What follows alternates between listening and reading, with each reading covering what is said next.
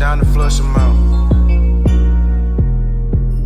We don't play it with it. Welcome to the Hearts of Men podcast, a journey into the depths of men's hearts where courage meets vulnerability and wisdom embraces integrity. In a world that often measures a man by his outer achievements, this podcast dares to explore what truly defines a man of character. We unpack the challenges and triumphs that shape men's lives, bringing to light stories of resilience, compassion, and unshakable faith.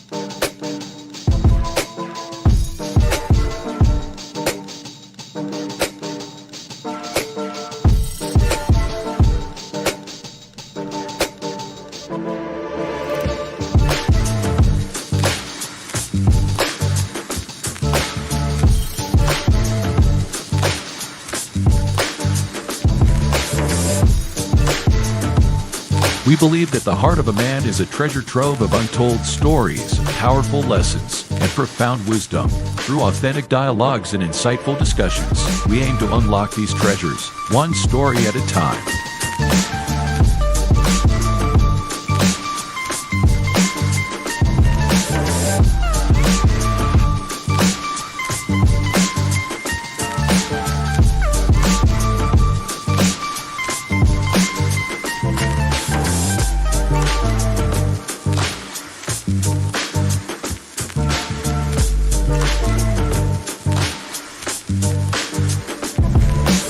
So, whether you're seeking guidance, inspiration, or simply a moment of reflection, you're in the right place.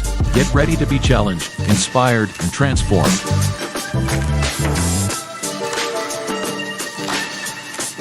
And now, to guide you through this journey of discovery, please welcome your host, a visionary leader and a true catalyst for change, Dwayne Dwyer, but we affectionately know him as the Mindset Coach. Good evening, family. Good evening, and welcome back to another week and another episode of the Hearts of Men podcast. I am one of your co-hosts for the evening. My name is Tawami Gaddy. You know me as the son of Timothy. Y'all the one that crowned me with that name, and it fits, so I wear it. But affectionately known as the Available Man. Join with me. You know, I'm telling you, I got to get one of them sound things. I can add this little bump, bump, bump, bump. We talk about the Unc with the Funk, Uncle Junior, affectionately known as the Consistency Coach, and our big brother and our coach, Doctor. You got to put the doctor in your throat, Doctor Dwayne Dwyer, certified speaker and coach. We know him as the Mindset Coach. Brothers, good evening and happy Friday. How are you brothers doing? Good evening, happy Friday, back at you, and I'm doing well. I'm good, man. As always, look forward to these Friday evenings, having a great conversation with you and you guys, and as always with the livest chat and social media. So yeah, I'm good. I'm excited about today's conversation. Hey, man, you know me. I echo the same thing every week because it's true every week. You know, it's starting to seem like it's starting to become a trend of having rough weeks at work lately. But you know, we're gonna work over that. We're gonna get past that era, that phase. But it becomes worth it because on Friday nights I get to come home, turn on the lights, put the camera on, and chop it up with my brothers live here on these platforms. And so I just appreciate you brothers for showing up every weekend, giving me a place to chill with my bros. Across the waters, of course, but we're still kicking it. Listen, shout out to the livest chat. Coach already said it here in these YouTube streets, right? It gets no better. If you're not in the chats, please do me a favor. Go ahead and get in the chats. So let us know if you're in the hallways. Come on into the room. You know, the old folks say, come on in. Anyway, and go ahead and join the chat. Let us know your thoughts throughout the episode. We see it. We try to react to them. And we try to give you your recognition while you are here. So with that said, Nick D, the rebirth of Nick D, welcome. Crystal Everett, welcome, sister. Uncle with the Funk is here with us. His divine appointment, welcome, sis. Good evening. Yes, it's Maya. It is good to see you this evening, sis. Who else do we have? Miss Lisa Keys. I tell her she's the big sister in the community. Period. You know, yeah. She may not be the oldest, but she's the big sister. Yeah. And if you know, you know. Welcome, sis. Welcome this evening. Who else? Adrian Artist. It's good to see you, sis. Miss Robin Bowers and Miss Charlotte Jordan. I always got to pause when I say that name so I can see the smile on my brother's face. Welcome.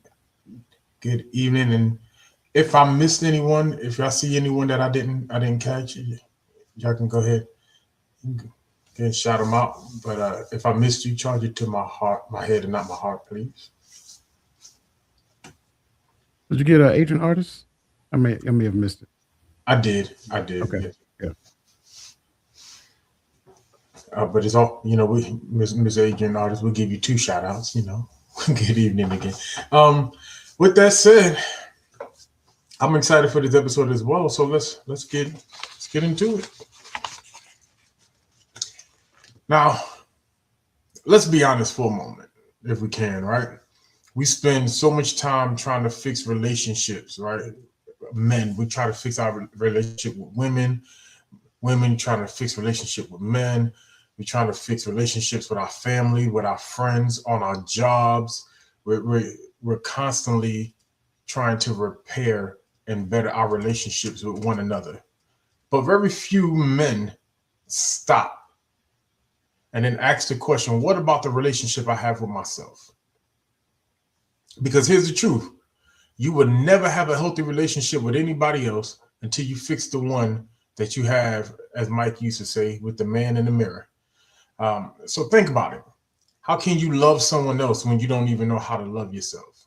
How can you communicate clearly when you've never learned to communicate with your own emotions? How can you lead a household when you can't even lead your own habits, your own thoughts, your own discipline? Most men are struggling because of not because of who we are dating or who we chose to marry all the time, right? But sometimes we struggle because we're carrying unhealed versions of ourselves into every connection that we touch, right? So today, we're going to talk about the relationship that determines all your relationships, the one that shapes how you love, how you trust, how you show up, how you build. And if you are willing to be honest, brothers, if you're willing to be honest with yourself, with one another, then for the next few moments, I think this conversation would be a good turning point for us. So whether you know you need it or not, stay tuned, stay engaged, and let's take this conversation for a ride. All right. And I'm trying to get better at this monologue thing, you know, work with but brothers, I want to bring up an idea when we talk about dealing with the relationships that we have with ourselves. I want to bring up the idea that we can't even start on ourselves until we build a relationship. I put it in it as higher level relationship because I know the goal is to reach people, and wherever you find yourself, because a lot of people are on different walks, right? But for me, it's with the Most High, the God of Abraham, Isaac, and Jacob. I think that is our first relationship that we should work on before we can even address ourselves. How do you feel about that? About that thought process? Let's start there.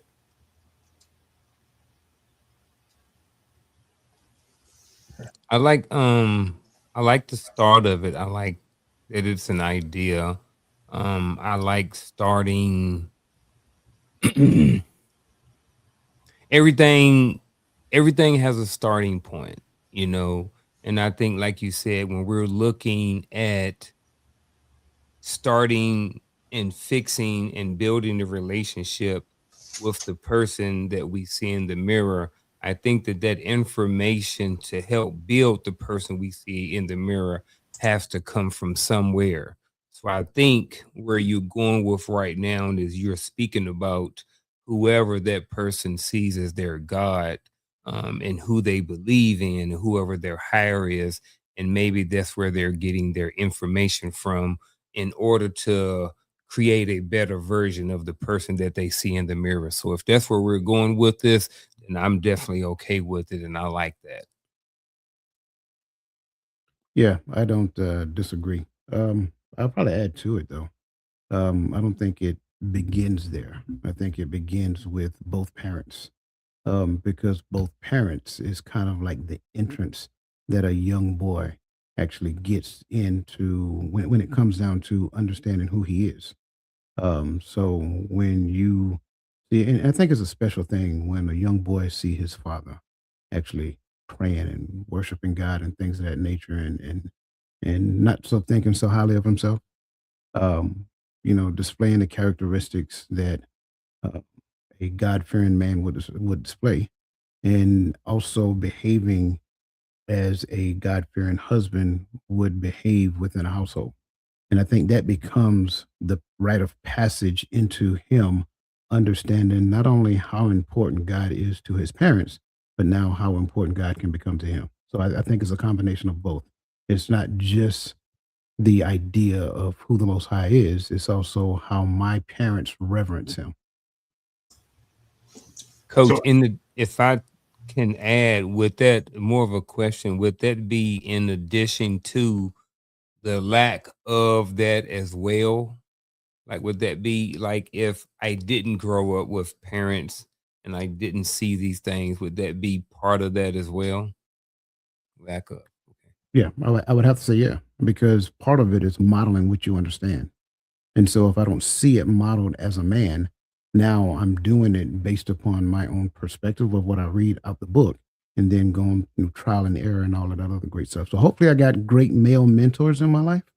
But in the absence of a God fearing father in the home, it's very difficult for that young man to understand what that looks like. I actually like where this open discussion is going. So if I can apply just a little bit. So are you saying, and I just want to get it correct, I believe I know the answer, but I'm asking it on purpose. So are you saying that my father's and my mother's relationship with God is more of a factor to my relationship with the Father, or is it more? Or I know the answer, so please don't beat me up. Or is it more of the strengthening for my journey as a child into having a better relationship with myself? I know your niche answer because I know the pettiness is Yeah, out here. I want to yeah, say one word, but yeah. please dive a little bit if you could. So sure. My initial answer is both. It's like, I thought you were gonna Garfield, say yes. I started to, but I changed it up a little bit, right? Garfield, you work in the school system, and you know this to be true. And if I say something wrong, please correct me. Especially in the younger years, those parent teacher conferences to where, they actually mean something. I think one of the most important things that a parent can do is actually go to the school, meet the children's teachers and things of that nature, because it's almost like you're giving that child permission to have a good relationship with that student. I mean, with that parent. I mean, with that teacher, right? So now when I see my parents, smiling and talking and shaking hands and having a great conversation with the teacher, it's almost like me as a young boy. It's like, okay, the teacher have my parents' blessing, therefore I can open up and participate and do all those things. And secondly, it's also maybe a small degree of fear that my teacher may pick up the phone. So I'm gonna call your dad and say and let him know how you be showing off in class. So those things happen, and so I think it's the same thing when it comes to the Most High, right? It's like seeing what happens in that connection between them and the Most High, and how they behave and how they honor him and how they worship him and so forth and so on. I think it's the exact same thing. I'm seeing it model in them, and by virtue of it modeling modeling that behavior, now it kind of gives me permission to model it at an earlier age.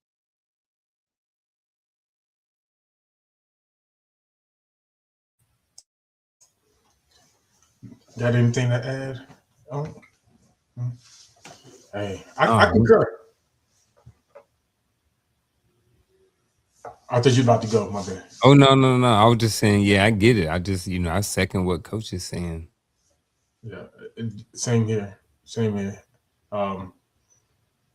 It plays. I think if we're honest, right, it all starts with our parents. Whether we're talking about relationship with God, relationship with ourselves, relationship with siblings, spouses, friends, we model the level of healthiness we see in our parents, in their relationships with each other, with their friends, and let's be honest, in the world that we live in, most of us have experienced our parents having better relationships with their friends than with one another. And that's the sad true story for most of us.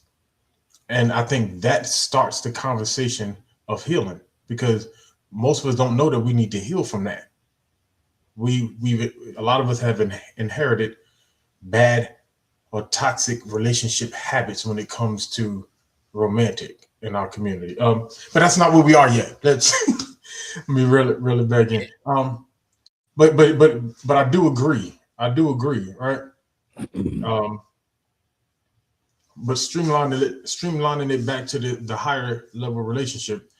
Now that we agree that it does start with our parents, but now when it gets to us, I do have a question. My question is, how do you believe a man's spiritual journey can affect their personal journey in life? Just personal journey, period. I think the overall way that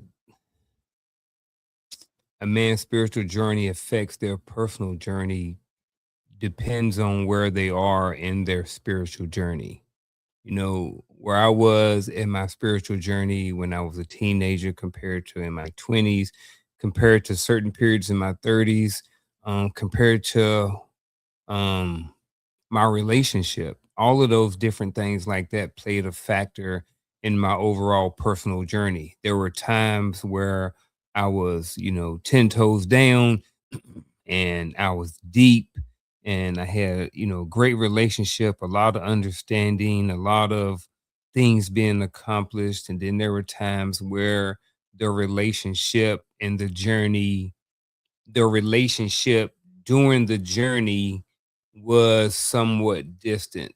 And that right there affected the personal journey as well. So I think, to kind of start the conversation, a little bit more, go a little bit deeper, I think the way that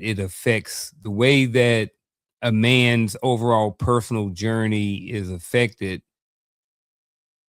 because of his spiritual journey, it depends on what phase or where he's at in his spiritual journey. And Yeah, I'm gonna pin that I right. I'm sorry. I thought you were Now, I was finished. just saying I'm gonna put a pin in that right now. Yeah. Um,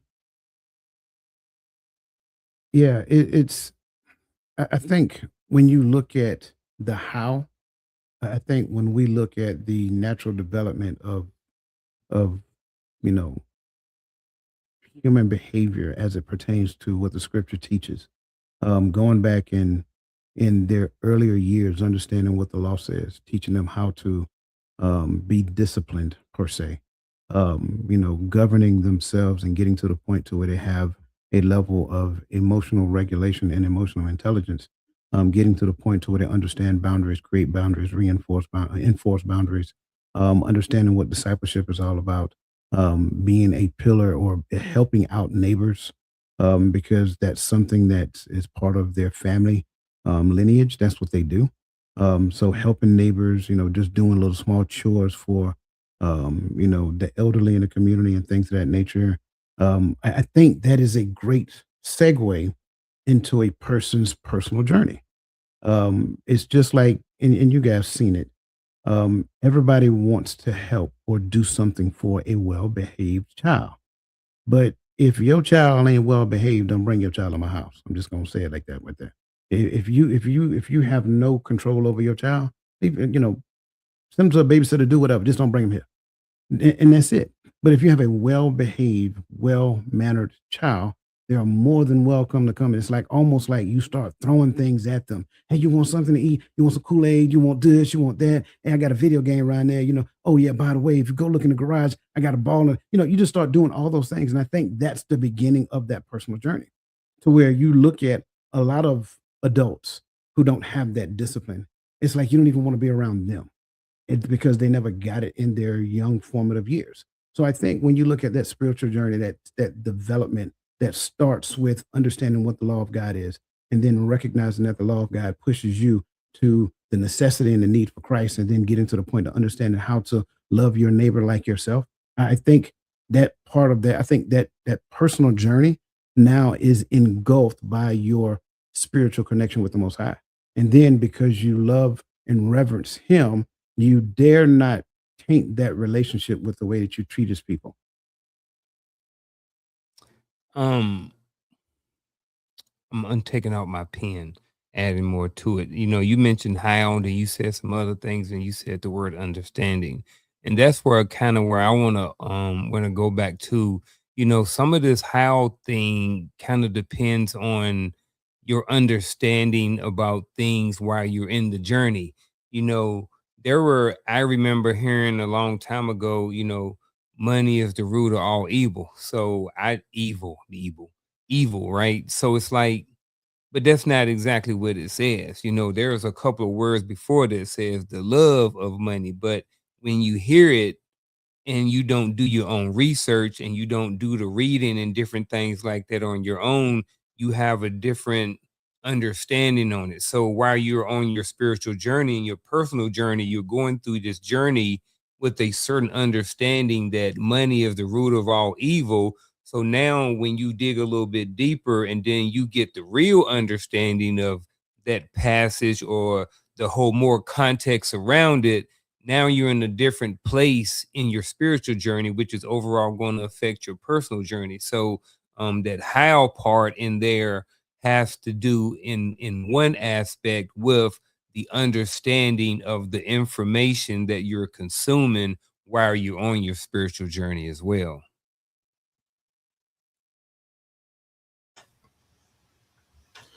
So I love what both of y'all said. I think it was you, Coach, that brought up, or maybe both of y'all said something. Kind of, it ended up linking to our community behavior as well, right? And I think that that's true in all spiritual journeys. That all these spiritual walks of life, these different religions out here have some form of mapping of how they behave within their community. But I do love how the scripture makes it clear, not just that we do things to do things, but we love our neighbors as we love ourselves. That is the highest level, I believe, of standard that man can have. For me to love you like I love me, the things I do every day is about me. All right, and if more people were honest, a lot of reasons why a lot of people do things for God is because they want to be blessed, right? And so the flip side on that is to love you as much as I love me. Then I gotta want you to be blessed as much as I want to be blessed, right? But what role does that play when it comes to how I see me, or how I deal with me when the doors are closed and I'm not outside, I'm inside of my own space?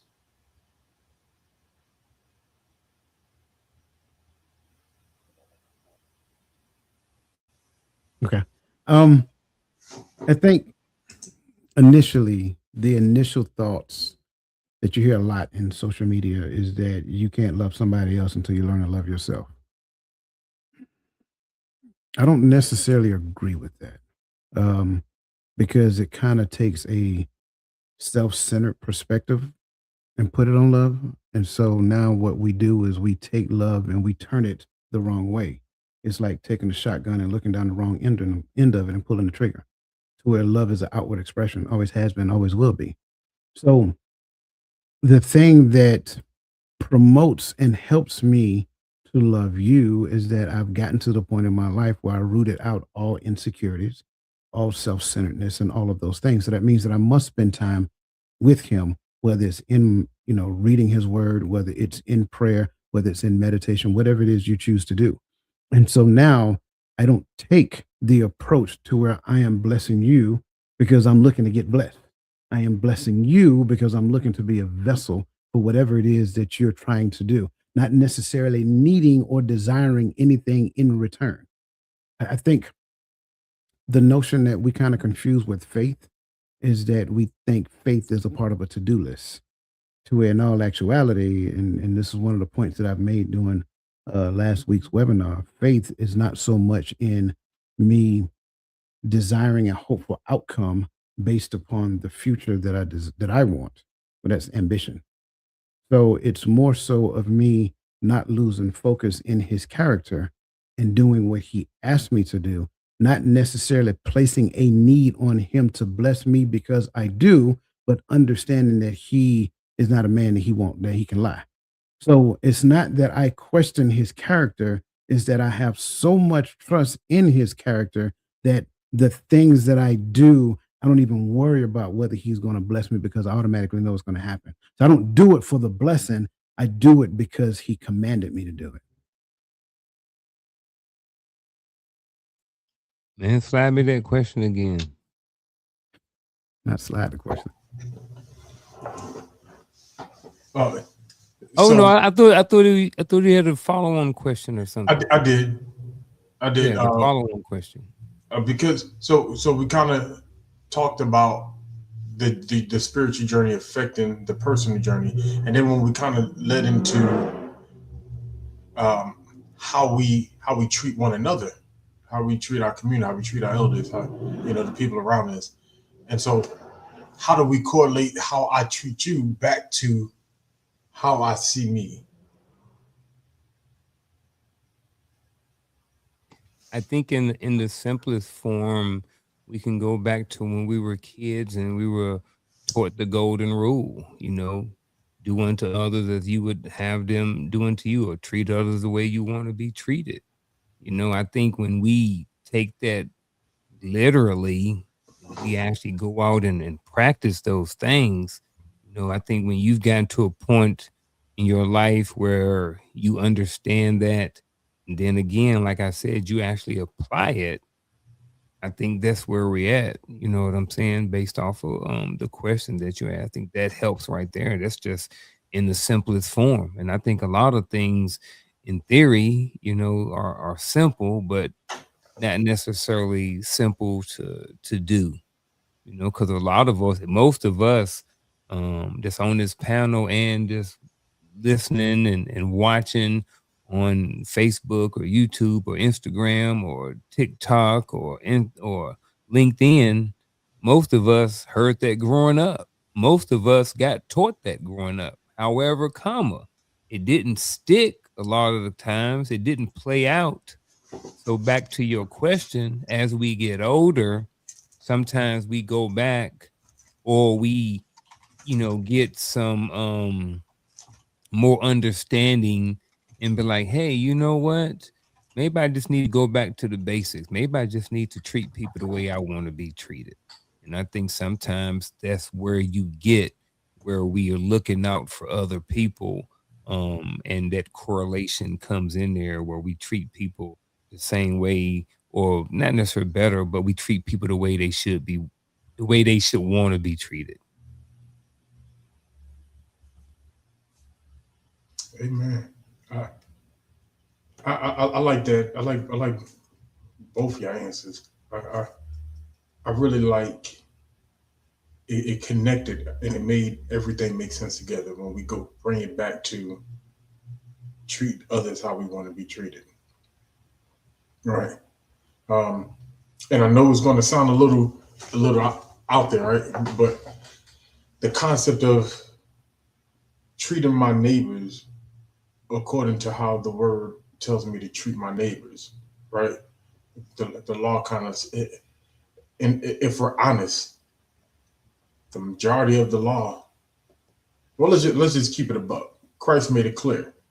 The whole law hinges on two things: love the Lord your God with all your heart, mind, and soul, and love your neighbor as you love yourself. The crazy part is that he said the second was likened unto the first.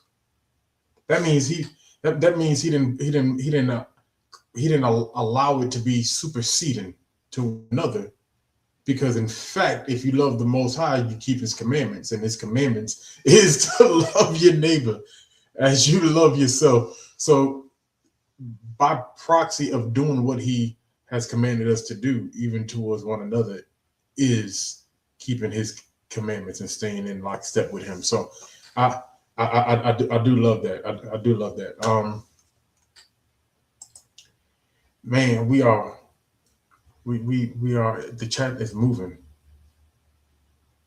Can we, and I know I didn't put it in the chat, but can we bring up Miss Charlotte Jordan's last comment?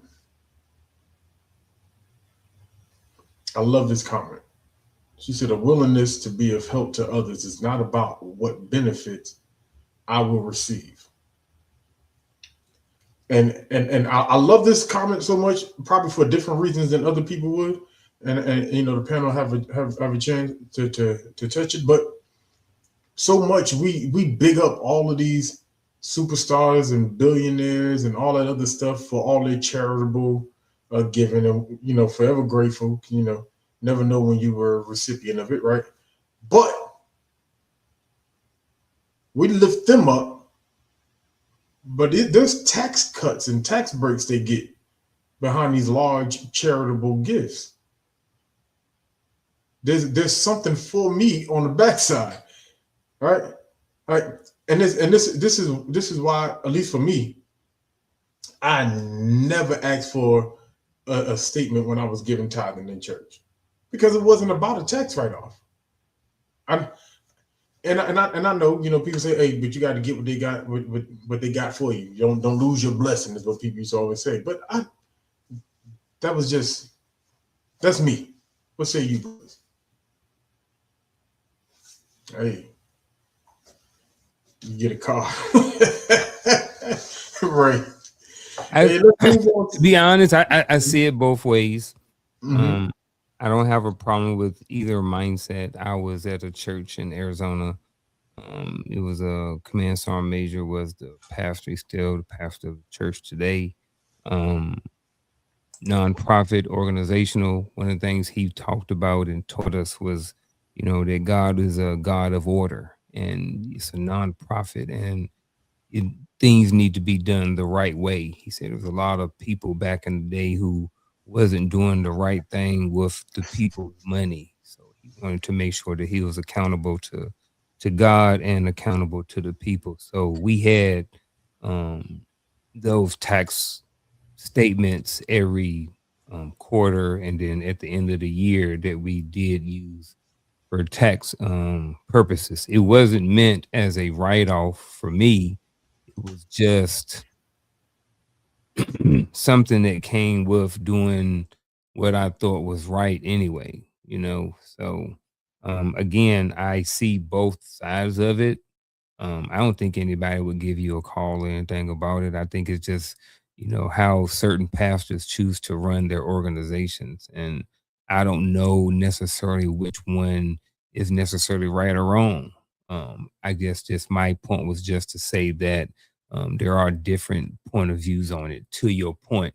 And I've been in churches like when you're talking about, and then I've been in churches where everything was organized and everything was down to the penny.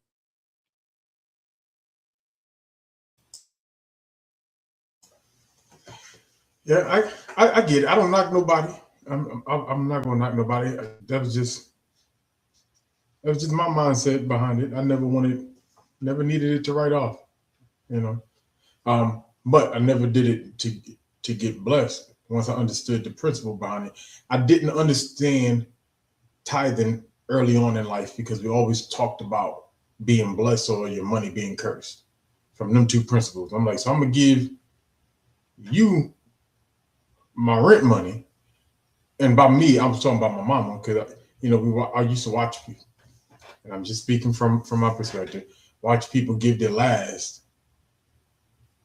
to write off a tax. Now, at one point, my mama was unemployed, so I didn't understand. She ain't had nothing to write off, But that's a whole nother rabbit hole. I'm not gonna jump there, but I definitely get it. I get it though. Let's roll to the next topic. Let's move on to the next topic. Oh, got something? I thought I heard somebody on mute. Topic is, what does it mean to me? Healing, self-improvement, and social skills are pivotal to our ability to coexist, therefore build healthy relationships. Any add-ons or any thoughts about?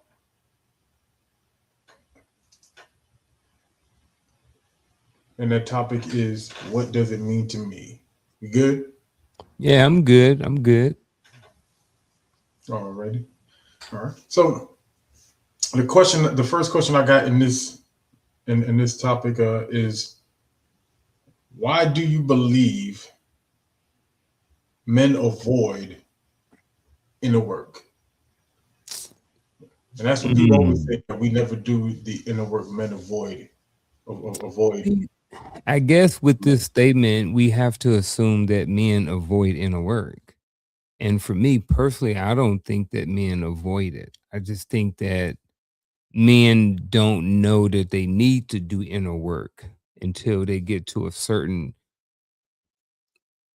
point in their life, or they're introduced to this concept that this is a thing to do. I never avoided inner work. I didn't know that inner work and self-improvement was something that I should be doing. So for me, it was never avoiding it. But to go back to your question, why do men avoid inner work? I also do believe that there are a sector of men who do avoid it. And I think sometimes men avoid it because it's hard, because doing the inner work means that sometimes you have to read, sometimes you have to gather information, sometimes you have to do research, sometimes you have to get out of your comfort zone, sometimes you have to have uncomfortable conversations. So all of these things are involved, or just some of the pieces that go into doing the inner work to become a better version of yourself. So I do believe that sometimes men avoid it because it's just freaking hard, and it's consistent, and it's tedious. It all can be, because some of the stuff that I read that was good for me was boring. Certain books on financial, when I didn't know anything about money, was boring, and I didn't understand symbols, and I didn't understand the verbiage. So there's a learning process, or there's a process that you have to go through, from the lack of understanding, the lack of knowledge, in order to a place of understanding. And I think it's a long journey, and I think most men know that avoid it. They understand that this is a long process. You talking about inner, but just take the inner out of it, and let's look at an outer work. We'll look at someone who's trying to lose 300 pounds or 200 pounds to go into the military or something. You know what I mean? They see that as a long journey. So the fact that they're going to have to get up and eat right and train and do all of these things is called to avoid these types of things, because the work is going to be hard. So again, back to the question, I think sometimes men avoid the inner work because it's hard. Okay.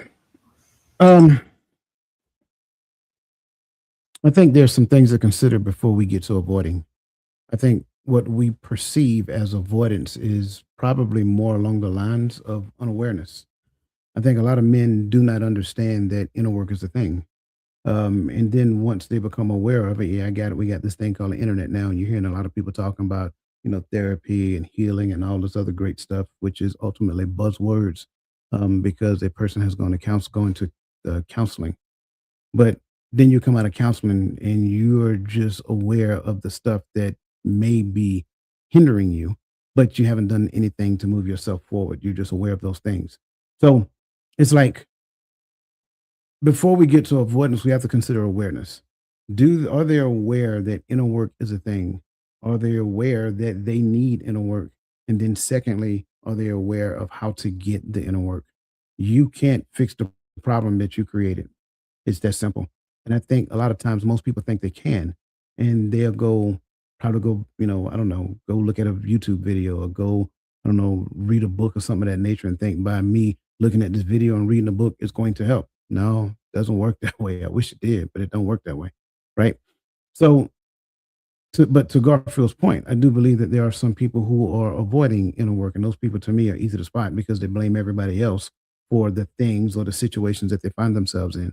So, looking at this overall and coming to a better understanding of the entirety of this question, why do you believe men avoid inner work? I think in most cases, it's the different levels of awareness. And then finally, once we tackle the different levels of awareness, now we get into the potential avoidance. And let's just be completely honest. A lot of the work that people need, they can't afford it. I'm just going to be as honest and straightforward as I possibly can be.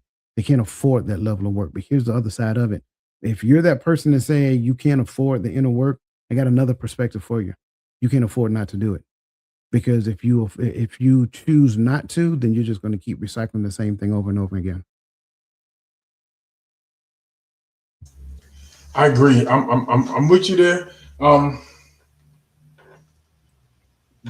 I do believe what both of you guys are saying. I think the avoidance for those who avoid are more so goes back to this conversation of what we were taught and who taught us what a man looks like. I promise you, I can still remember to this day every time I was punched in the chest and told I was a boy. Right? And it was never my father that ever said anything like that to me. My father used to tell me more stuff like, hey, especially when early on growing up in the Bronx, you get out of a fight and you come home or you come back down the street and you cry. My father used to look at me like, what you crying for? You cry later, go back out there and finish what you started. He didn't believe in coming home with L's. I just put that out there. But, but it taught a new concept to me, which was, I ain't got time to worry about what I'm feeling on the inside. I got to go handle this business. And I took that approach in life. So it's not that I was avoiding, and I'm not saying that anything y'all said was wrong. I'm not saying that I wasn't avoiding because I thought it was hard or for any other. I did it because I thought that's what men were supposed to do. We were supposed to avoid all these feelings and all this other stuff, but then didn't understand either why I had anger management issue. Because I wasn't dealing with nothing, But go ahead. I got to follow on to what y'all was saying. But go ahead, Coach. No, I was just going to say that's the category of awareness that I'm talking about. It all is lumped together in awareness on one side of the spectrum or the other. Whether it's I don't know what it is, I don't know whether or not I need it, I don't know how to employ it, I don't know where to go to get it. Like in that scope that's that vast scope of awareness. I'll be honest with you, I never heard of inner work until I got into my late 20s, early 30s. Now you got people who are being aware of inner work in their teenage years because they have this thing called the internet. And then, like I mentioned, that long laundry list of inner work that men get. You go on the internet and it'll say, these are the 15 things that you need to do to work on yourself. And one of them, like you mentioned, may be counseling. One may be some sort of coaching. And if you look at the prices on that for anybody that's worth their salt, it's going to be kind of pricey. But like Coach said, you can't afford not to at the same time, and then you looking at, okay, they telling people, hey, you need to avoid women and you need to avoid these people and avoid this. And some of these things that they're avoiding are relationships that they have. You know what I mean? So you're telling people, they're, you know, I'm trying to do this inner work, but this inner work mean that you can't hang with Gaddy no more because Gaddy like to go to the club every weekend and chase skirts, and you on your path to try to go get a wife. You know what I mean? And trying to get your life together. You know what I'm saying? So some of this reasons why, again, the inner work has not been done because of some of the things that you have to avoid while you're doing the inner work. Again, if I'm trying to get myself together and I'm trying to do this inner work, trying to be a better person, and Gaddy keep wanting to go to the club, and now we can't hang like we want to. I don't know if I'm ready to give up my relationship with my homeboy for the last 12 years. You know what I'm saying? But that may be what I need to do that inner work, but I don't know. But again, like I said, I think sometimes people avoid inner work because it may cost them certain relationships that they may want to hold on to, including family.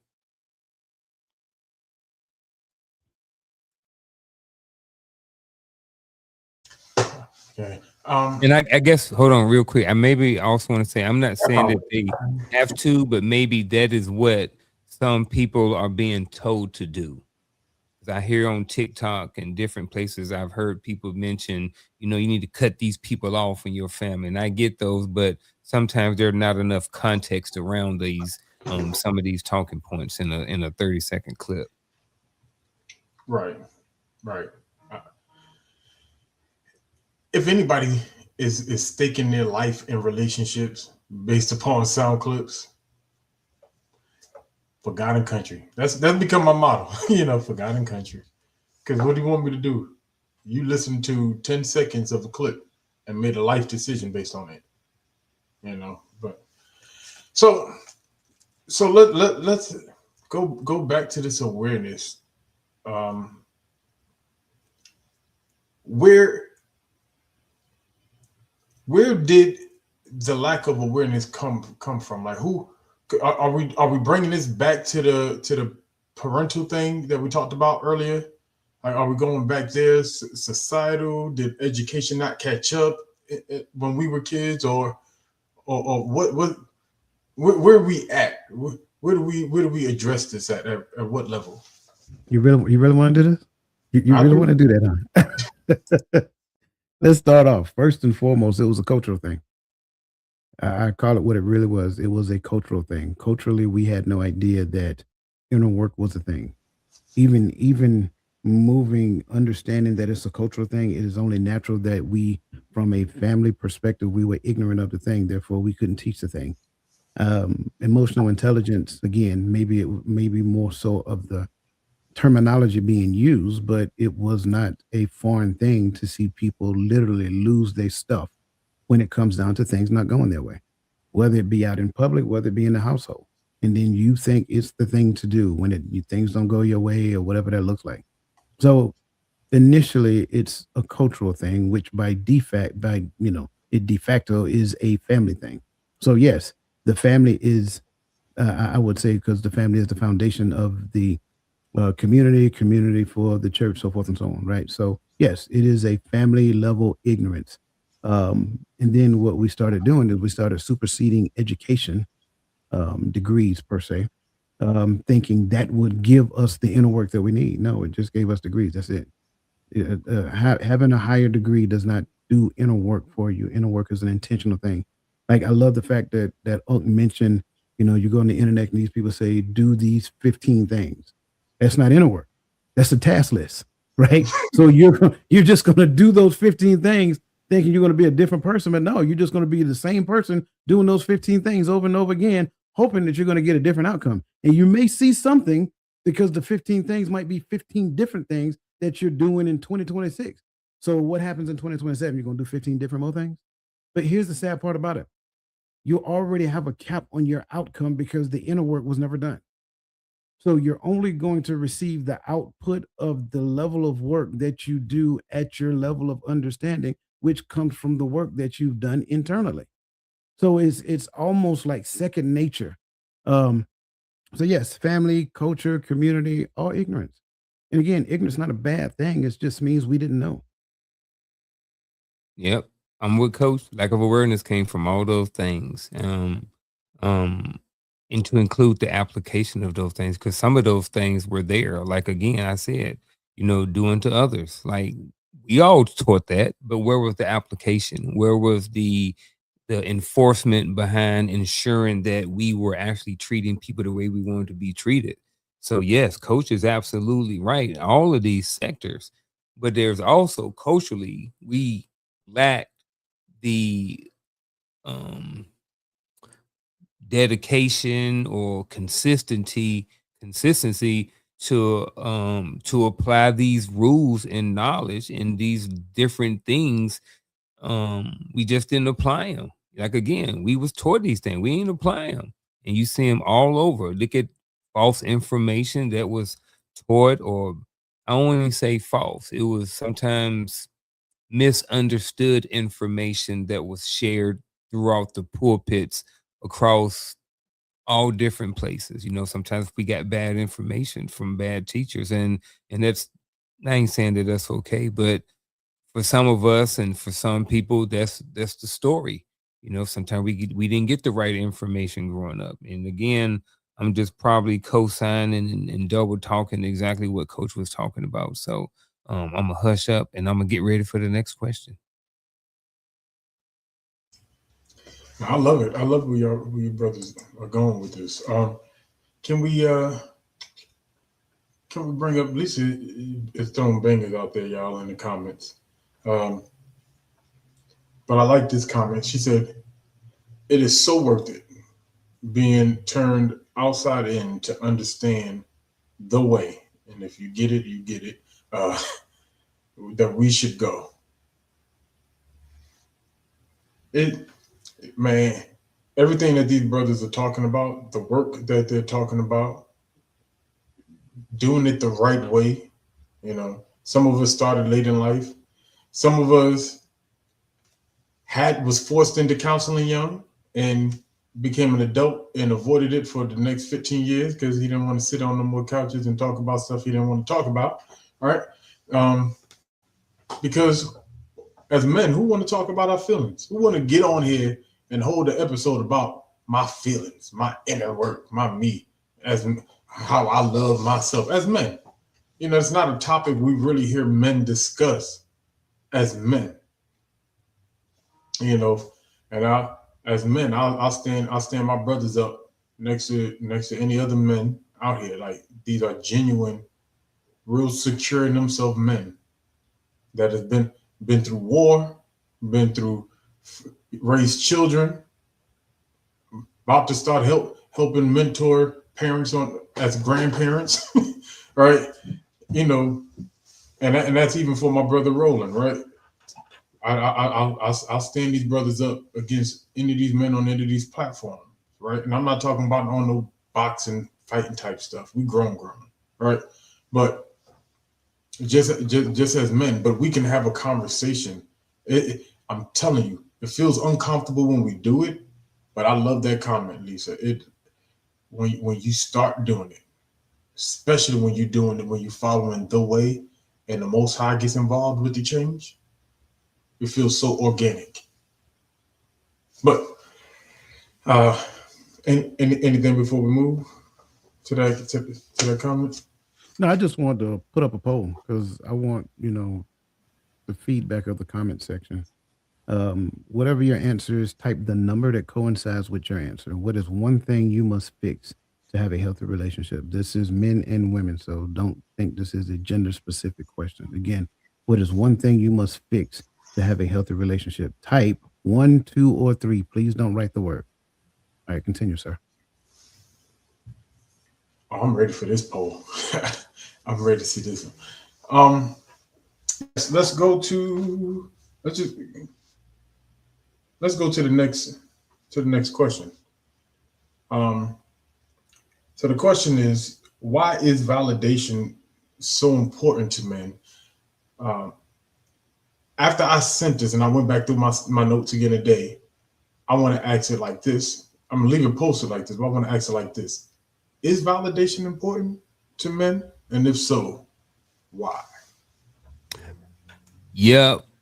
I don't know why, it just is. I think we just wired this way. Well, I can say that for me, I can only speak for myself, man. I need validation. Now, what I need validation in has changed over the years. Back in the day, when I was out hunting, there were certain areas of my life that I needed validation in. Now there's certain areas of my life, certain areas that I've worked on, I don't need validation in. But for me, certain validation, and also depends on validation doesn't changes. I also believe that validation changes. What's the word I'm trying to think of? At some point, I wanted validation from people. Now I don't necessarily look for validation from people. You know what I'm saying? I don't need people to necessarily validate me. And this goes back to that person in the mirror. So I don't know. I just think that sometimes men are just wired that way. Because I think for me, in the short sense, validation is in a sense nothing more than kind of like proof. So if I'm doing my math work and I want to know, I want my work graded now, because I want my work validated that I got, X 90 plus percentage correct or something like that. I don't like to wait for things. I don't know if that's all men, but I'm definitely like that. I need validation. I don't know why it's important to me. I don't know if men are wired this way. I don't know if it's just me. I don't know if it's all three of us. I am definitely looking forward to what you guys have to say on this. But for me, my answer right now is I don't know why it's important, but for me, it's just important. As I think about this with my sons, maybe they were like this kind of a little bit growing up too. And I don't know if that was environmental or if that was through me and my influence, or if that was how they are naturally. So again, looking forward to what you brothers have to say about this. So the answer is yes. I would start off by saying, over the years, the word validation has gotten a bad rap. And I believe that the word validation has gotten a bad rap simply because of the why. But let's just be honest. And again, I love doing this because it makes sense when we do it this way. In the profession, in the job setting, there are certain validations that you have to go through in order to be certified to do certain things. Why is validation important to men? Is because it is the evidence that we need in time and space to understand what we believe, what we're thinking, what we perceived from the environment is authentically what we think, what we believe it is. Case in point, a husband and a wife, right? Listen, I don't care who you are. You can disagree, agree, I don't really care. I understand that you two said I do, but behavior is going to validate what that actually looks like moving forward. When that behavior shows up to be different, then you don't view her as your wife. It's almost like you can view her as an adversary because she can literally fight against you. So she is validating what she believes as it pertains to marriage, right? It's important to that man to understand what that looks like. So when we look at the word validation, we need to stop viewing it as such a bad word, because it is not. It is the evidence that you need in time and space so that you can discern exactly what you're observing as what you believe. I like that I wasn't off. I was like, man, if I'm wrong, I was like, if Coke got the other side. But the thing about it, if you had a different side, I was so open to hearing it. You know what I mean? I was open to hearing a different perspective. Maybe Gaddy has one. No, so that's the reason why I reworded it for you brothers, because I wasn't sure if you was going to see it the way I saw it, which is yes. So I don't have a different perspective. I'm with y'all. That's why I asked the question the way I did originally. Why is it so important? I would even add, if a person has a different perspective, look at the reason or the source from where their perspective come from. Like, let's be completely honest. If I don't need evidence as it pertains to the environment that I am who I believe I am, is that not a very self-centered approach to reality? Absolutely. Absolutely. Man, man, Coach was talking on this segment, but I'm sorry. I got lost in what you were saying just now. And not just what you were saying. I don't know, Coach got a way of saying things. That's why I don't like going behind him when we both on the pedal, because Man, that can be good and bad. I'm trying to tell you. I'm telling you, right? Because it's like, if we got the same thought and I say it first, then when he said it, like, did he just say something different? Because I'm pretty sure that was close to the same thing. It just came out different. There you go. That's what it was.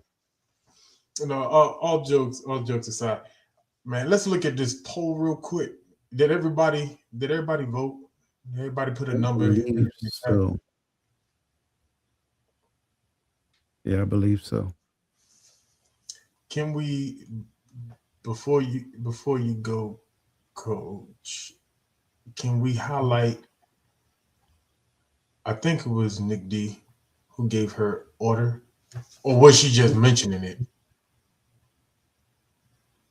I see that you did the same thing. I think yeah. Maya said she was on the phone. She couldn't see it, the poll. Oh, okay. So we was just telling her what it was. He's a little way. Right. Wordsmith, I tell you.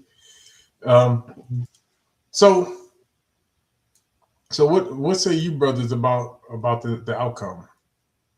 I think community, which was it? Emotional intelligence, I think number 2 got the most votes. So I initially went with communication skills. This was my initial thought. But then after rereading it, as I was taught to do, I was like, well, communication skills is very important. But I know a lot of people have good communicational skills, but they don't have no emotional intelligence. So I believe if you have the emotional intelligence, you will be able to figure out and learn communication skills and everything else. You know what I'm saying? I don't necessarily, I believe that if you have the emotional intelligence, then you can work on the other 3. Yeah, I'll go next just because Coach is the one that gave us the poll, you know. But I'm gonna rock with my sister, because I think. Which one you going with? I'm going with 3.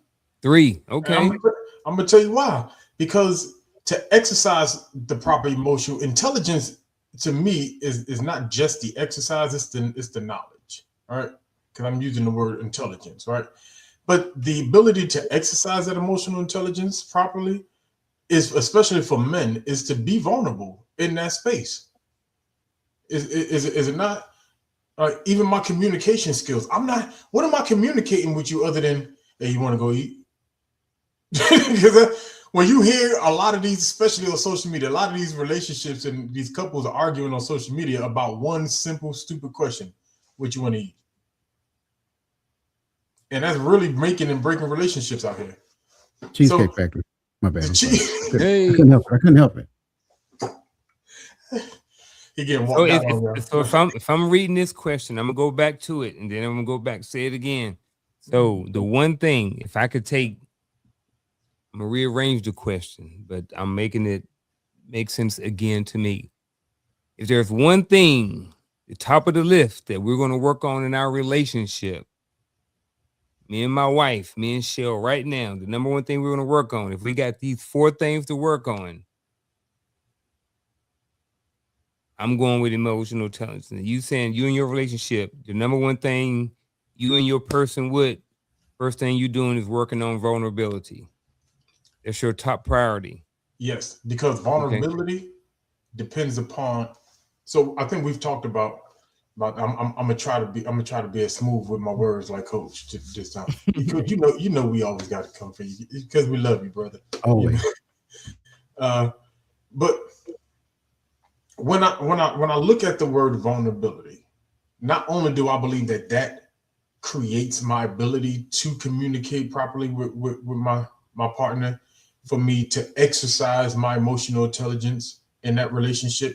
But vulnerability is more about creating an environment that is conducive for this healthy relationship to take place. Because, and I'm speaking from the perspective of men.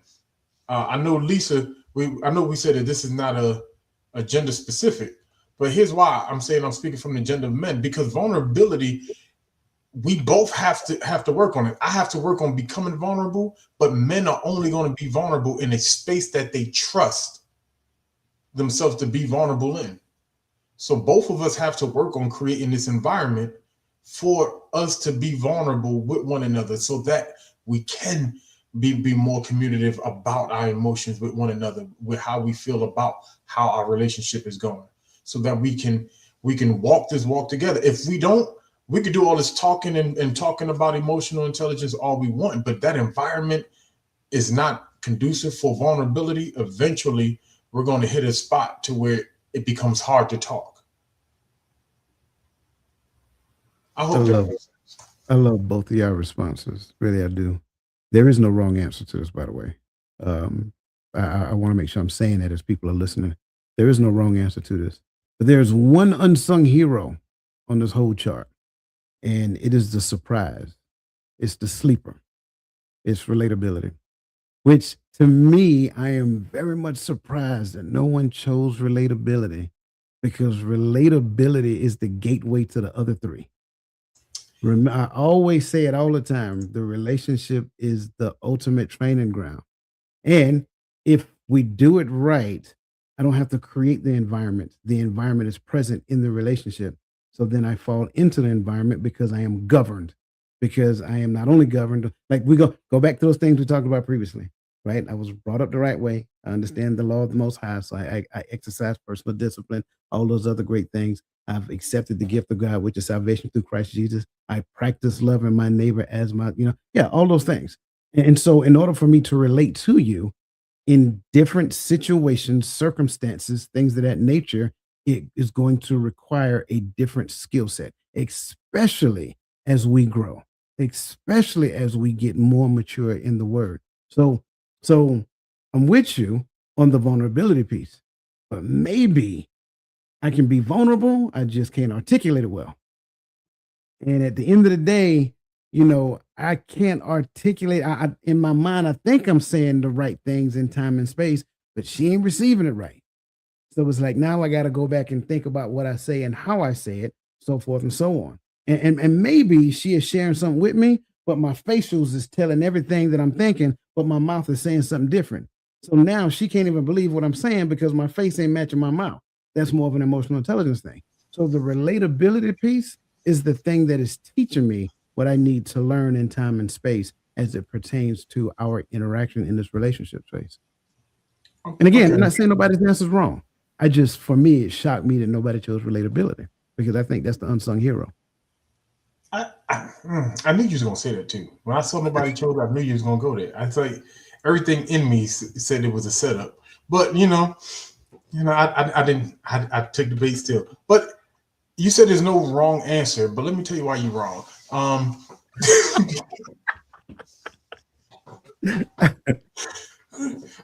Joking a little bit, right? No, and I don't think anybody's wrong. I agree with you. I just think that I'm right on this one. But the reason why.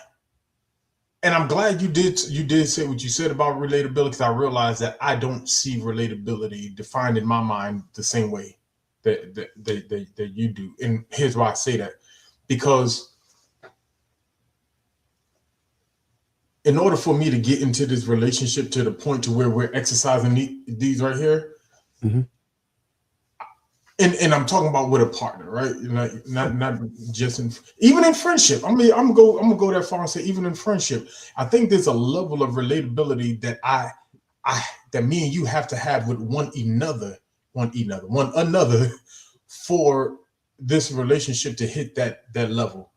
If that's making sense, because I'm thinking, and I'm just in my mind, I only have to be relatable to you in this relationship.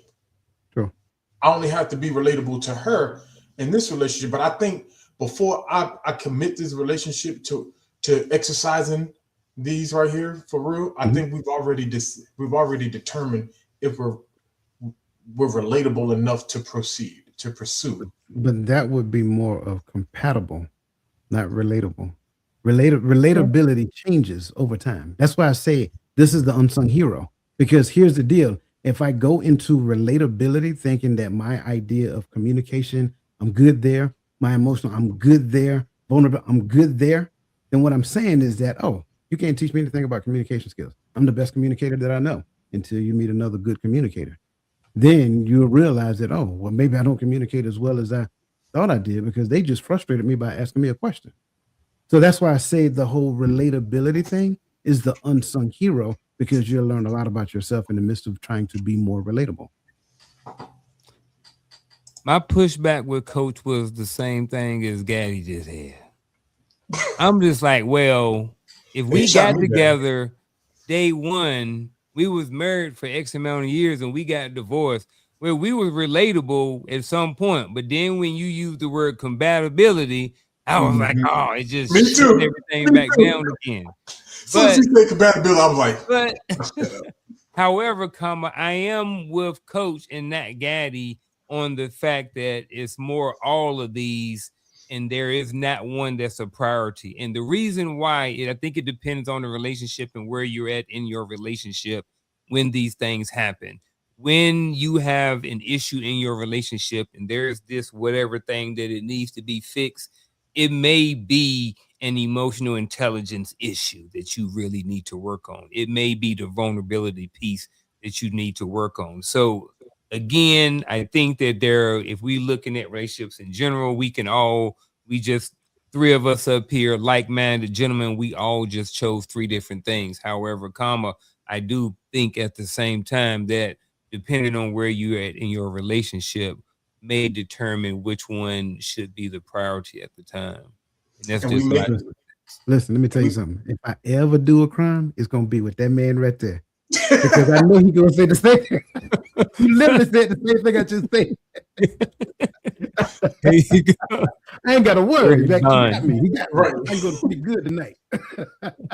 And when y'all say it like that, right? I'm thinking of it like, especially when you said that all three of us, like-minded, chose three different components, and maybe we're looking at it from the space of where our failed relationships failed.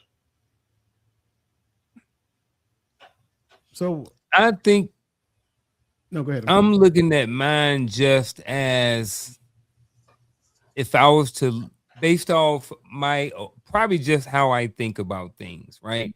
I'm just thinking that if I'm looking at a priority, I'm thinking that I need to have the emotional intelligence to be able to figure out the communication styles. And then, I need emotional intelligence to be able to understand how to be vulnerable. You know what I'm saying? And I just honestly just threw out relatability altogether. I'm just like, well, I don't need to be friends with you to have a good, healthy relationship, especially if it's like a work relationship. You know what I mean? I can have a healthy relationship without relatability, or can I? You know what I'm saying? I don't know. So I just kind of threw out relatability altogether in my thought process. And, even though I said I read this twice, maybe I should have read it a third time. Maybe I should have read it thrice. All I'm saying is there's a reason why it's called a relationship. Yeah. And in order for you to be in relationship with the other person, you need to be able to relate to the other person, which means that I can't just go and do the same thing because I'm good. That's why I don't like the very jaded perspective of love languages, right? That's why I always talk about the notion of love languages from the perspective of it being awareness for yourself, not something for you to go project on your mate and say, hey, my love language is physical touch. Let's go. No, you know what I'm saying? Right. Now that I know my love language is physical touch, I got some other ones I got to work on. Why? Because I need to be able to be more widely spread. I need to be more open to the other things. So when she comes in, and she is highly emotional, I need to understand how to bring her down off of that emotional high. When she comes in and she is extremely talkative, I need to, depending upon how I relate to her, I need to understand how to pull the meat and sift through all the other stuff. And so I can understand exactly what she is saying. But all of that is relatability. I love it. I love it. Man, I got so much more on this part, but can we bring up the question before we leave this? Can we bring up the question in the chat? Miss Atlas Keys to Keys Realty. She said, is this question based on one personal assessment of what we individually think we currently need to work on? Yes, that's why I said there wasn't no wrong answer.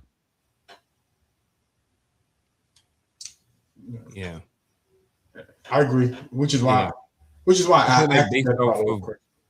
yes, I said based off where we are in our relationship, we may have great communication skills right now, and our communication may be straight spot on. Our issue may be we're not being vulnerable enough, so it depends on what we got going on in our relationship at the time. Right. Man, I love where this went, but we gotta move. We gotta roll. Let's roll to the next segment. As time is getting away from me. So the three internal relationships men must heal. Right. These are. I'm going to put up the three points, or not the 3 points, but the three relationships that men must heal. And I'm gonna let you brothers choose which one. And if time permits, if you want to pick up the third one, we can. But we don't want to put the question up yet, but just choose which one you want. So A, relationship with identity. B, relationship with emotions. Or C, relationship with discipline. Who wants to go first? I go. Okay. I go with let me go with discipline for 2000. And I knew you was gonna be the one to choose the discipline, right? Yeah. So relationship with discipline says if he can't lead himself, he can't lead anyone else, right? So the question is, can I be disciplined in the wrong thing? And what would that look like? Can you be disciplined in the wrong thing, and what would that look like? Absolutely, you can be disciplined in the wrong thing. Discipline is just being able to, in a sense, being able to highly focus and accomplish and do something. Like you be disciplined at running, right? So say for someone is really disciplined at running, and all they do is just run. Well, actually, all they do is run. So they just run. But that's all they're doing. If they're running, but they're not doing all of the other work. So someone can be disciplined to the point to where they're so highly hyper focused on something that it could cost them relationships. It can cost them a lot of other different things that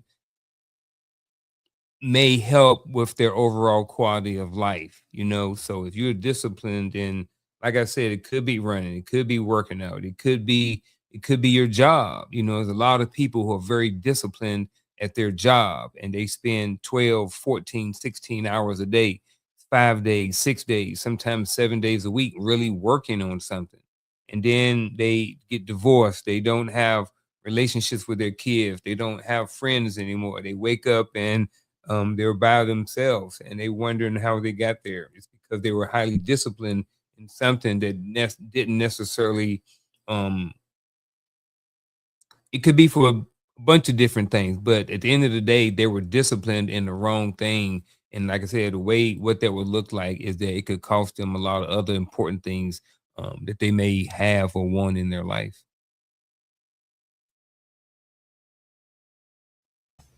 I love that. I love how you. So let me ask you this, and then we're gonna move. So let's take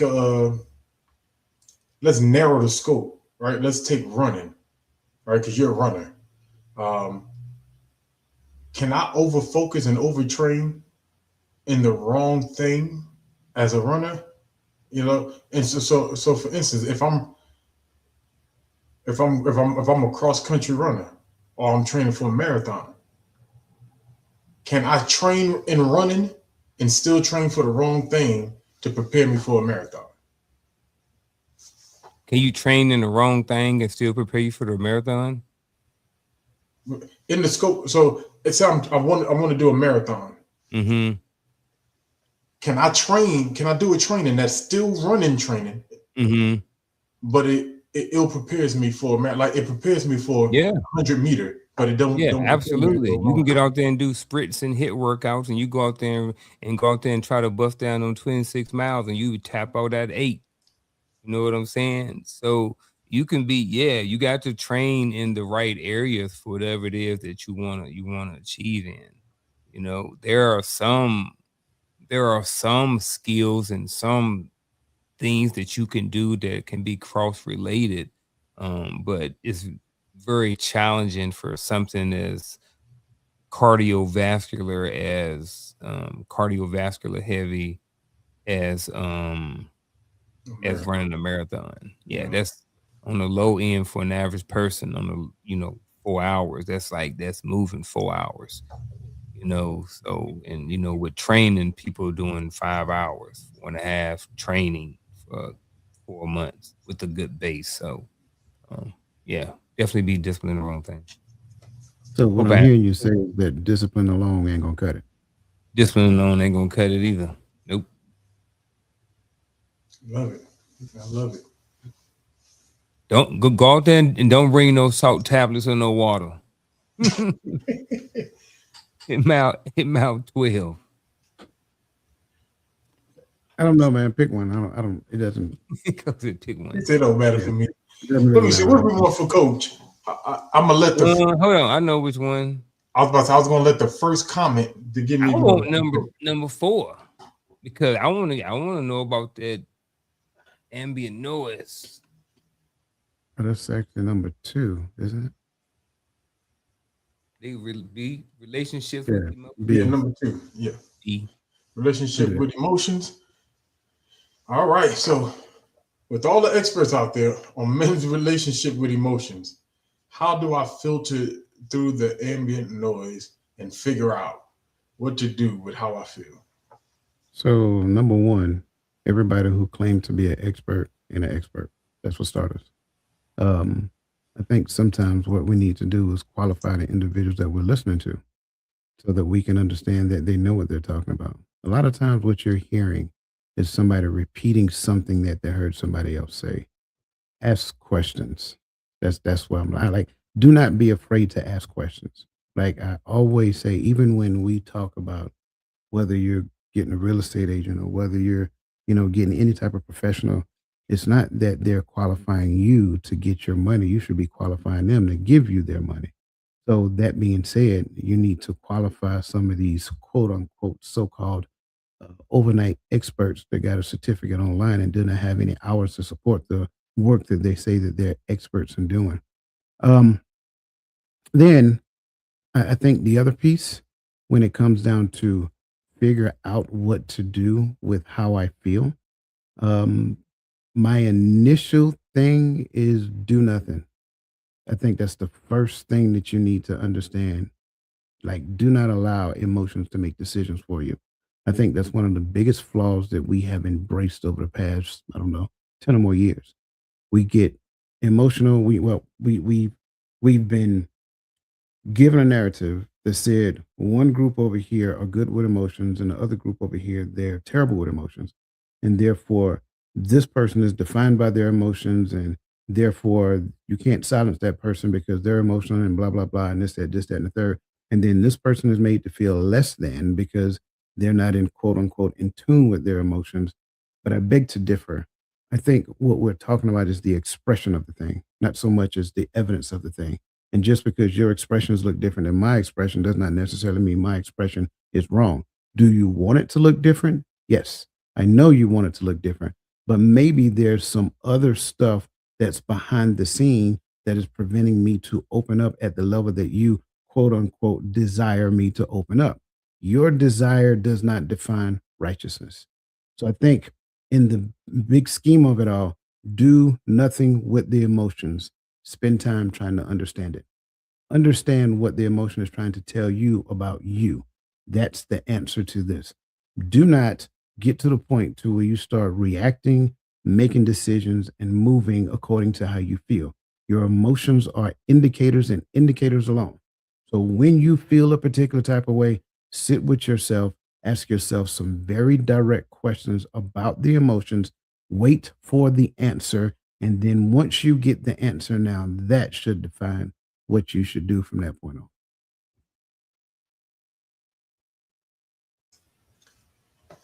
Man, I think Coach woke up today and said, I'm going to figure out how to sound as smooth as I can today. And I feel like he was like this all day talking to them officers. He was, listen here, Lieutenant, let me tell you what you need to do. Right? Because he on it today. I love it. I love it though. Because to be honest with you, I think, and this is just a side note, I think that persona commands more attention to what's being said, to what we're used to in our community. You know, I think our community is so hung on the King and Malcolm X era that we all want to sound loud and boisterous or sound savvy like those gentlemen. But to be able to speak with poise and make people focus on what you're saying more than just the fact that you're talking. So I do appreciate that, Coach. Last segment, because we got to get ready to let you guys go home and hang out with the family. So with that said, we're going to talk about how does it work. All right. So Proverbs 4:7, which is my favorite scripture, was my memory verse when I was like preteen, right? It says, wisdom is the principal thing. Therefore, get wisdom. With all that getting, get understanding. So it's really, how do we put this stuff together? Right? How do we go from, like we talked about before, how do we go from emotional and having the intelligence of of our emotions and actually how to apply them properly, kind of like we're coaching. So when we hear things like emotional intelligence, the question really is, what does it mean? What does it really mean? I'll jump out there first on this one. I think two things need to be understood. And I think for the most part, we kind of have a decent understanding, but like I tend to say, words mean things, right? You are a walking antenna. All you do is sense. You gather information from the environment, right? But just as though you gather information, you also send information out as well. That is actually called emoting, right? Energy in motion, emotion, right? The other side of it is intelligence. Intelligence means is simply, I mean, and I hate to say it, it is the ability to learn and adapt. That's what intelligence means. It's not smarts. And that's what a lot of people seem to think. Intelligence simply means to learn and adapt. That's why you have AI, artificial intelligence. It is adapting based upon the information that you're giving it. So now, when we look at, what does it really mean when it comes down to emotional intelligence? Well, it literally means that you extract information from the environment, you learn from that information, and you adapt accordingly. So again, not about how I feel, not about me projecting how I feel. It's about self-awareness. It's about self-regulation. It is about adequate self-expression. It is also about social expression. It is also about understanding how not to allow someone else to project their emotions on you and change the context or the environment in how you're feeling. Coach said it, man. I mean, pretty much the ability to be able to manage your emotions. When things get high, can you regulate? And I know a lot of us, is all three of us. That was something that we definitely had to learn and have some experience with while we're in the military. We in the army, and we telling soldiers to charge that mountain. We can't be sitting back there shaking in our boots. You know what I'm saying? We got to be able to manage the fear that we have, because we have soldiers that we have to lead. And if they can sense and And like you was talking about facial expression, they can see those facial expressions and stuff like that on our face because we can't manage our emotions, or we're yelling and screaming when we should be directing and teaching and instructing. Then those things really can affect a lot of different people. So again, ditto to everything that Coach said, and I hope I didn't add anything that that destroyed any of his words or to cause anybody to think anything in a different way. Oh no, you definitely added too. I love it. And I'm trying to move along. In this one, I felt like y'all would get a kick out of this one. What role does my current or my previous partners play in knowing what I need to work on? Zero. No. I'm telling you, this has become a It's not- conversation lately. So It's that's why not zero. However, for this one, because we're talking about partners here, right here, I think this is definitely based off of what these two individuals have talked about and discussed, right? Because there are some people who feel like, look, every time I'm out of line, I want you to say something and get me back on track. Some people like, look, you're a grown bro, you're a grown dude, you're a grown woman. You need to figure it out. You know what I mean? You need to grow, and as long as you're constantly working on yourself, you're going to figure these things out. So, and then when you look at roles, you know what I mean? When I say that, you got to be careful about roles, right? Because when we're looking at someone's role, are you holding someone else responsible for overall your part in certain stuff? So I think when we're looking at roles, that's why I say you have to, is very much based off of, I believe right now that it's based off of what conversations have y'all talked about in y'all relationship as far as knowing what to work on. I think some people are very comfortable saying, hey, look, babe,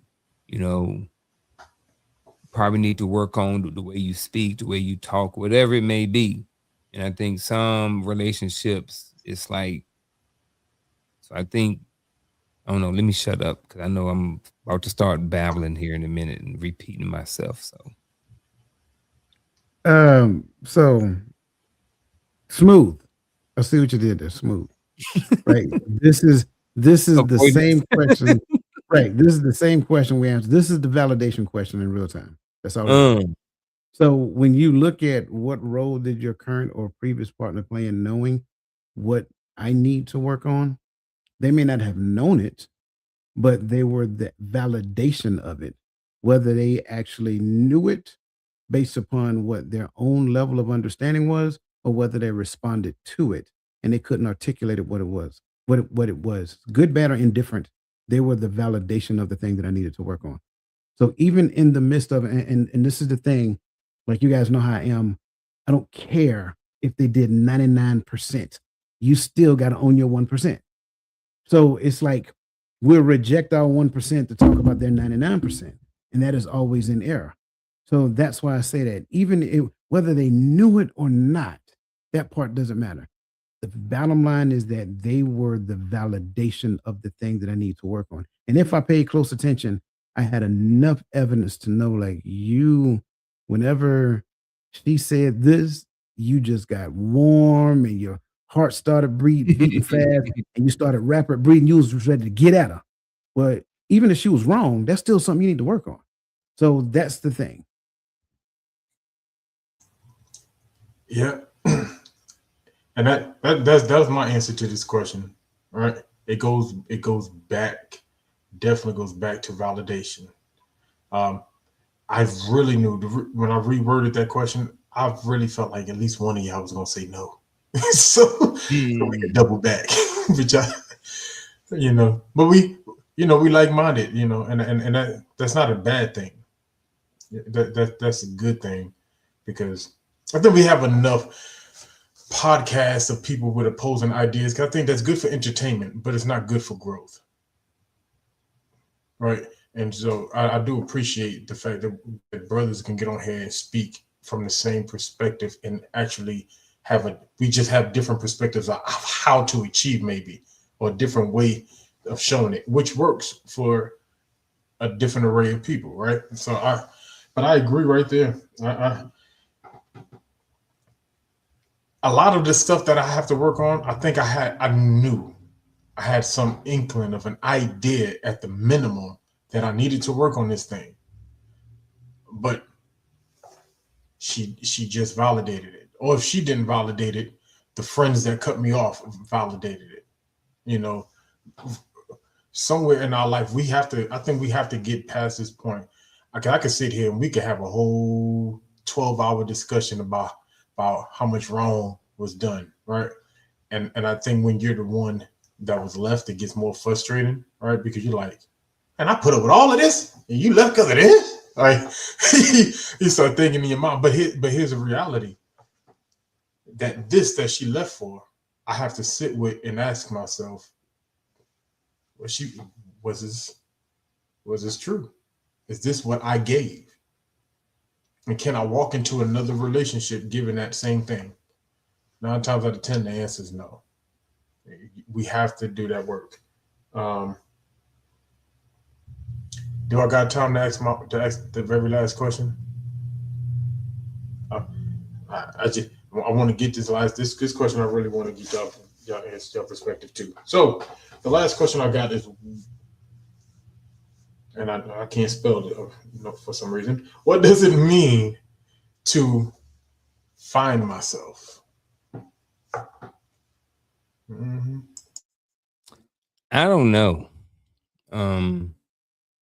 I think that's something that people say. I kind of understand what people mean by it when they say it, but as someone who is constantly growing and evolving as a person, I could say I found myself at 20. Oh, I made it. I'm in the army and I'm in E5 now or whatever. I probably was E4 for the second time. Who knows? I don't even remember. But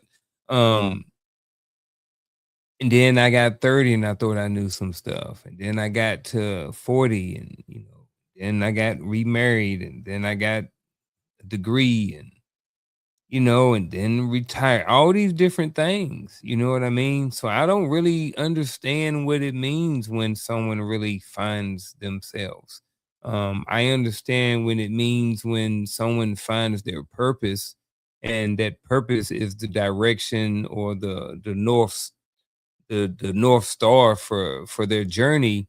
But I don't really understand the finding myself. I'm constantly learning more about myself year after year after year after year. So, I don't want to just crap on the question and just not really answer it, but I really don't understand the the the context and the nitty-gritty behind finding myself. Like I said, when people say it, I know what they mean. I kind of understand it and I get it, but as far as it being applicable to my life, I can't really say that I've ever really found myself. I'm still growing and building. I have an understanding. I know a lot of things about myself, but that's kind of where I'm at. I would say when you hear a person say that, I need to find myself, I think it's a number of things that they can mean. Number one, they believe their life doesn't have meaning. And they're trying to figure out what significant thing that they were created to do.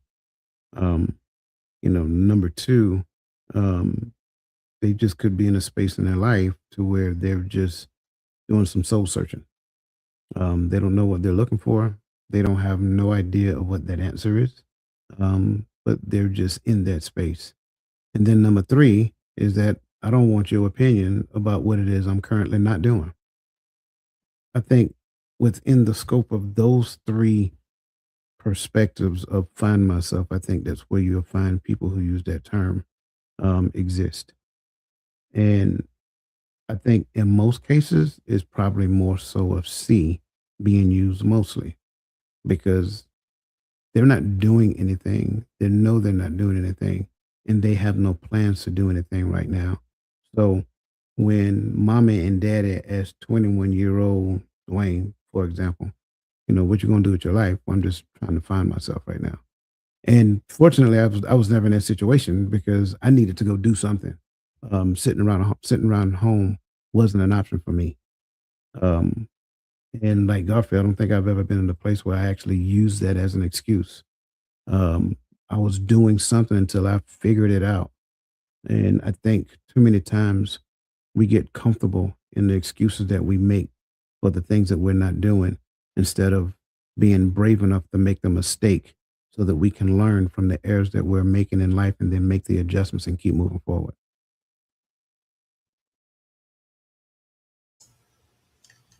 I love it. I'm actually right here with it. Can we bring up the comment real quick?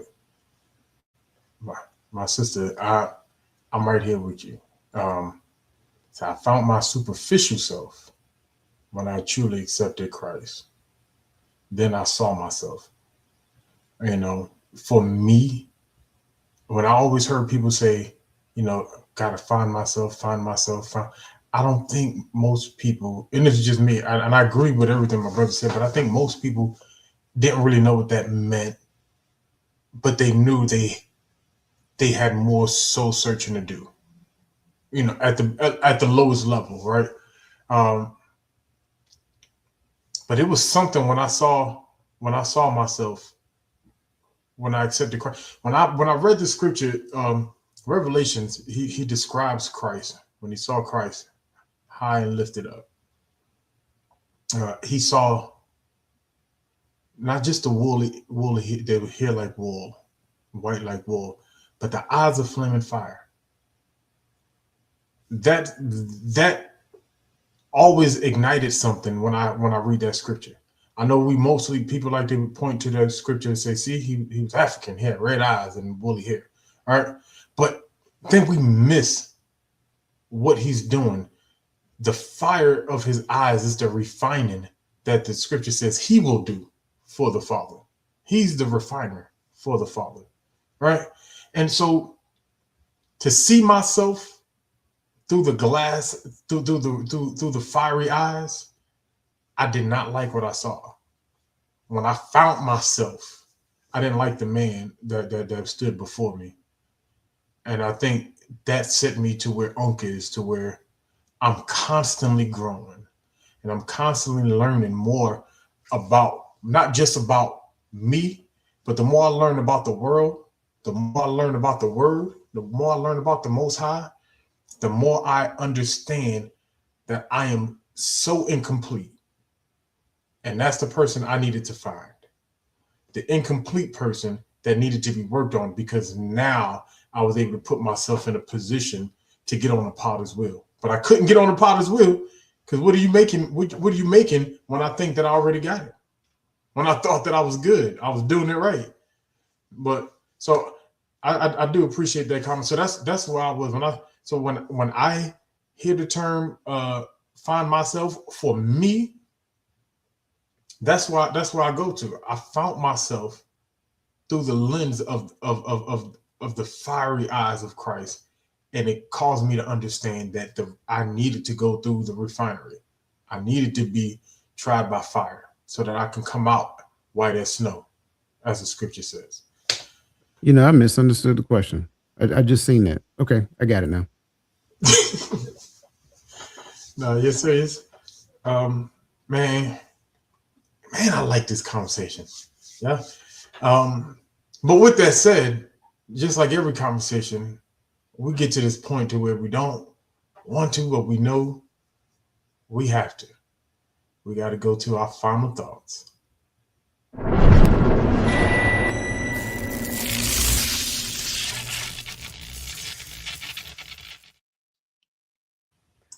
I think today we had a really good conversation.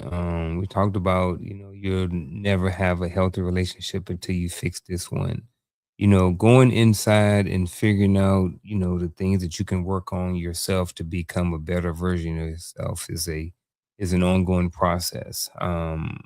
I don't believe that everybody, not that everybody, but I think that not everybody is born with the innate ability to just, you know, start life off with the ability to look inward, figure out what's wrong, create a plan, do an assessment, and then go out and apply the assessment to achieve the goals to become the version that you want to be. But I do believe that people through time can figure out how to do these things. Again, this topic is I believe is so important because it's the foundation for a lot of stuff. It's the foundation for all your relationships. It's the foundation for starting families and having kids and passing this information down, whereas the next generation can be better off. You know what I'm saying? So I believe that, I'm so glad we had this conversation because again, taking care of yourself, you know what I mean, and becoming a better version of yourself and fixing that relationship with the person that you see in the mirror ultimately helps everything. Now imagine if everybody, let's think about this. Think about if everybody in the world would just work on themselves.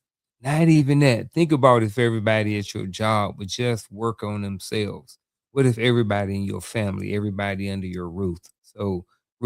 So that's why this conversation was so important. That's why conversations like these are so important because a lot of relationships, most relationships, if not all relationships, start with the person in the mirror and then the information where you get that the information where you get not the information, yeah, the directions and information that you get in order to apply to your life to become a better version of the person that you see in the mirror.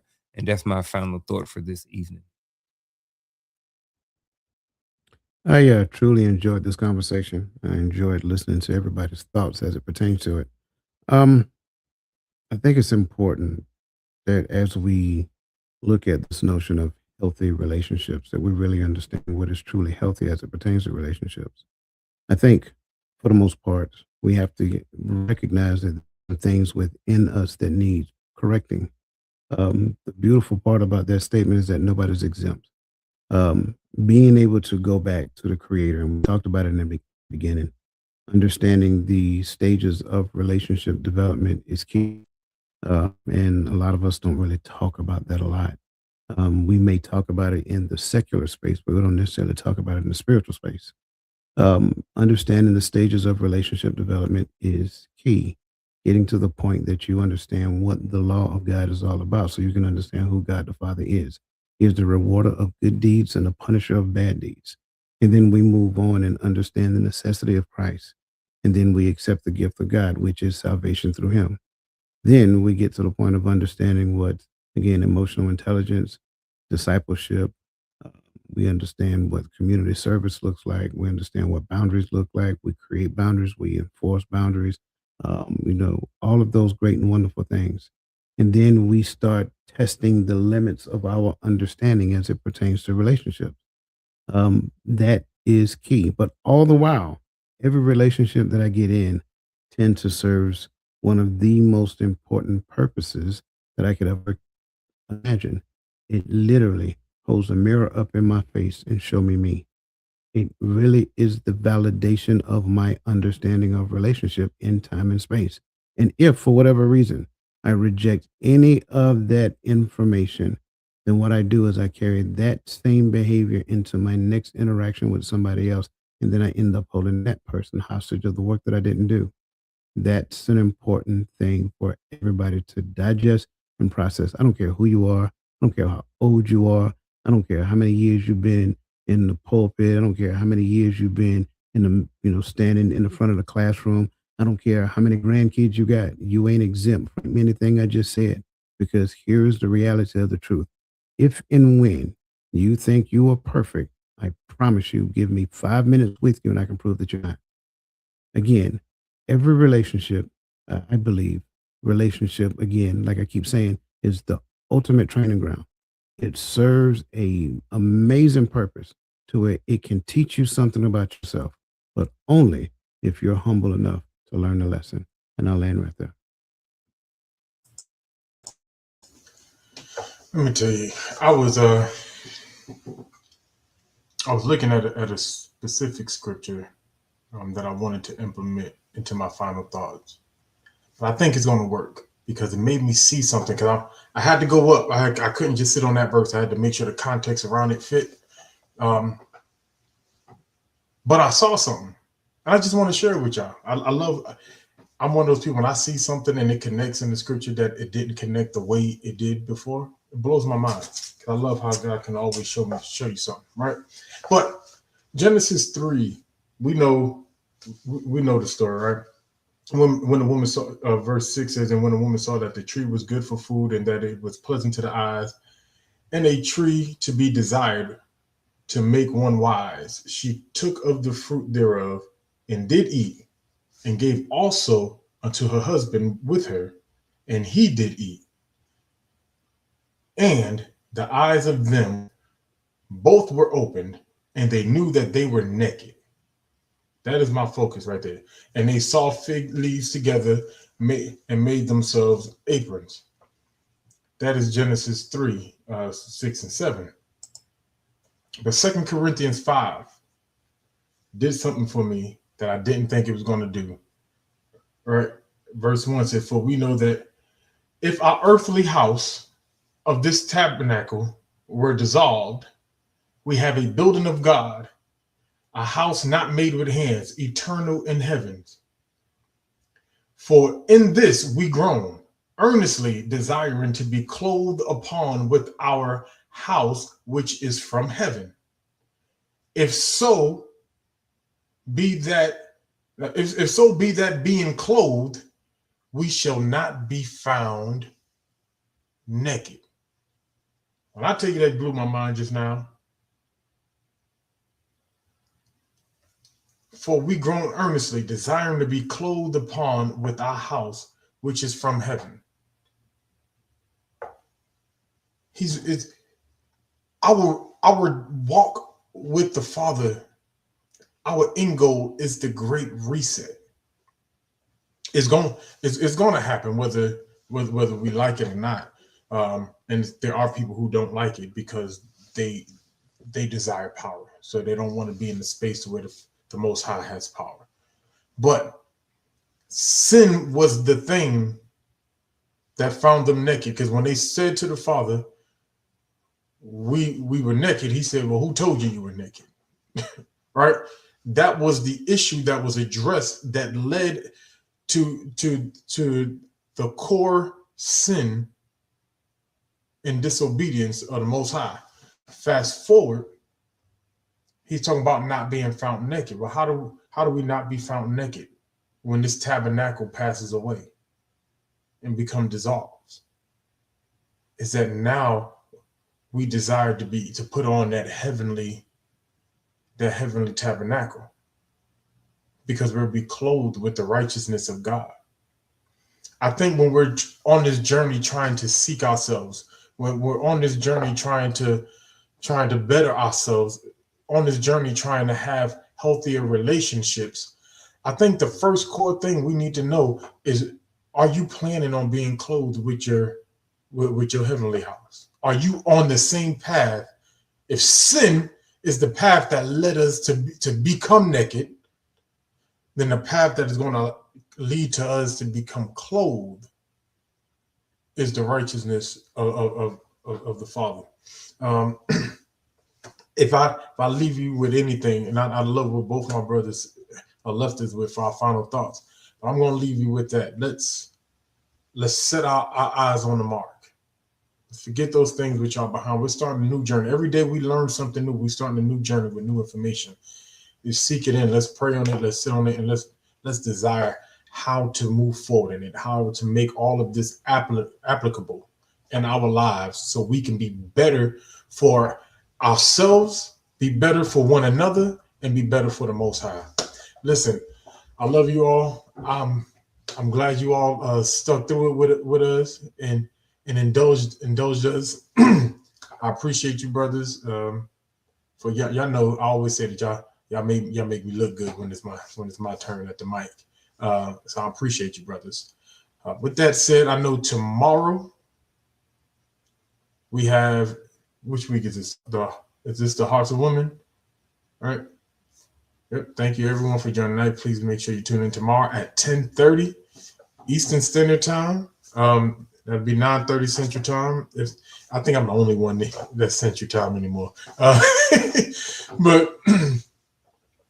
But please be there. I know them sisters are going to come with fire. I promise you, every episode of the Hearts of Women that I tune into gets better than the last. It just keeps getting better, and they're finding their pace, and I'm loving it. If you are not tuning in to them ladies, tune in. Tell your girls about them. Tell your boys about it. We got women who tune into the Hearts of Men. You can tell some men to tune into the Hearts of Women. Maybe it'll help us hear y'all better, right? And understand you. And that's what we hope happens when y'all listen to us, right? And that we grow together. Any other housekeeping? Nope, that was it. Tomorrow morning, 10:30 a.m. Eastern Standard Time. Yeah. With that said, I love you all. Maintain your availability for everybody you love. That is dependent on you. Have a great rest of your evening.